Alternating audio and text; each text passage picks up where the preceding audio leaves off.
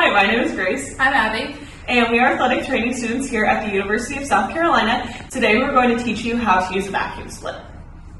Okay, so a vacuum splint is going to be used in a situation where you have a closed fracture. That means it's not compound and there's no bone sticking outside of the skin. So in this situation, we're going to pretend that I'm the patient, I have a fractured right leg, and then Abby here is my athletic trainer. She's going to be splinting my leg.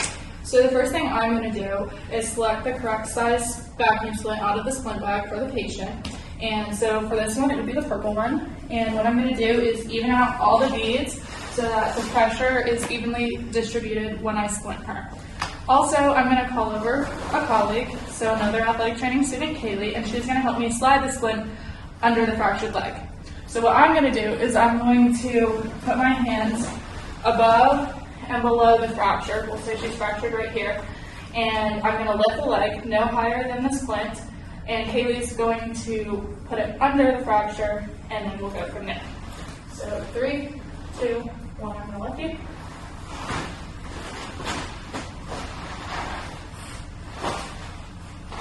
And 3, 2, 1. So now the leg is in the middle of the splint, and I'm just going to wrap that up. So we're splinting above and below the fracture. And these Velcro straps just have a correlating piece. You don't want to do it too tight since we are going to be taking air out of the splint.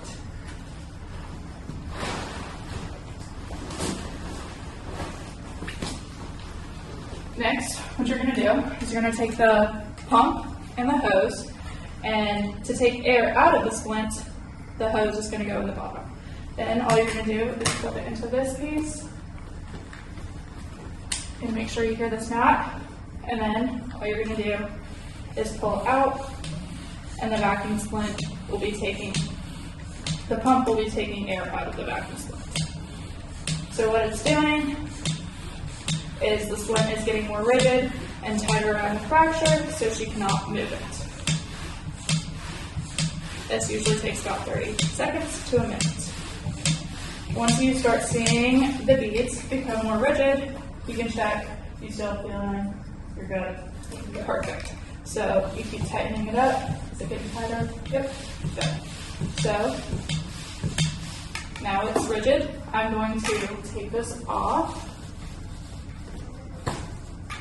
and retighten the strap so she cannot move her leg.